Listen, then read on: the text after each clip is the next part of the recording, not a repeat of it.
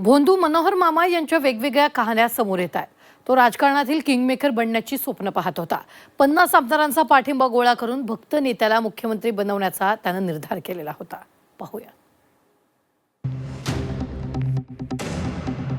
मनोहर मामाला किंगमेकर बनण्याची पडत होती स्वप्न। 50 आमदारांच्या पाठिंब्यावर नेत्याला करायचं होतं मुख्यमंत्री। वाढदिवसाला 145 आमदार आणण्याची बढाई। मनोहर मामा उर्फ मनोहर भोसले या भोंदू बाबाच्या वेगवेगळ्या कहाण्या आता बाहेर येऊ लागल्यात। वाढदिवसाला 90 आमदारांची हजेरी पाहून या मनोहर मामाला राजकारणातील किंगमेकर बनण्याची स्वप्न पडू लागली होती। पुढच्या वाढदिवसाला आपण 145 आमदारांना आश्रमात आणणार असा दावा तो त्याच्या भक्तांमध्ये करत होता। एवढंच नव्हे तर मर्जीतल्या एका नेत्याला मुख्यमंत्री बनवण्यासाठी 50 आमदारांच्या समर्थनाचं पाठबळ गोळा करत असल्याचा दावाही तो त्याच्या भक्तांसमोर करायचा।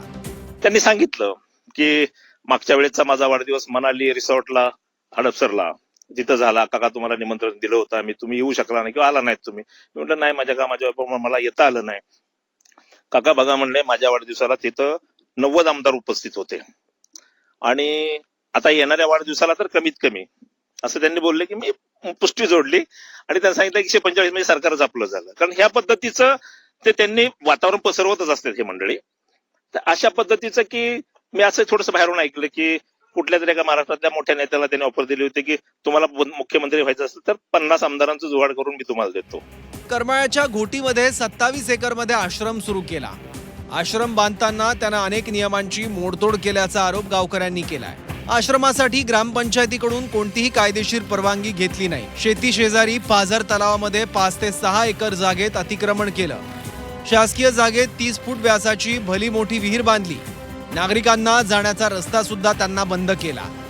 20 फूट रस्त्यापैकी 5 ते 6 फूट रस्ता शिल्लक। शेतकऱ्यांचं हक्काचं पाणी मनोहर मामानं चोरल्याचा आरोप। करमाळ्याच्या घोटी गावातला स्वयंघोषित भोंदू बाबा मनोहर भोसले याच्या 27 एकराच्या जागेचा हा सगळा आपण पसारा बघतोय। आपण बघतोय त्याच्या 27 एकराच्या जागेमध्ये हे जवळपास 2 ते 3 एकराचं भलं मोठं शेततळ आहे आणि या शेततळ्यामध्ये निम्म्यापेक्षा जास्त पाणी भरलेलं आहे। या ठिकाणी असणाऱ्या पाझर तलावाच्या माध्यमातून हे पाणी त्यानं भरलेलं आणि या शेततळ्याच्या माध्यमातून ही हिरवीगार जी बाग आहे, आंब्याची बाग आहे, नारळाची झाड आहेत, विविध फळांची झाड आहेत, पेरूची बाग आहेत। अशा पद्धतीच्या 27 एकरामध्ये ह्या आश्रमाच्या परिसरामधला हा सगळा परिसर आपण बघतोय। या ठिकाणी असणाऱ्या शेतकऱ्यांना शेतीसाठी पाणी मिळत नाही, मात्र मनोहर भोसलेच्या शेतामध्ये सगळी हिरवाई असल्याचं पाहायला मिळतंय।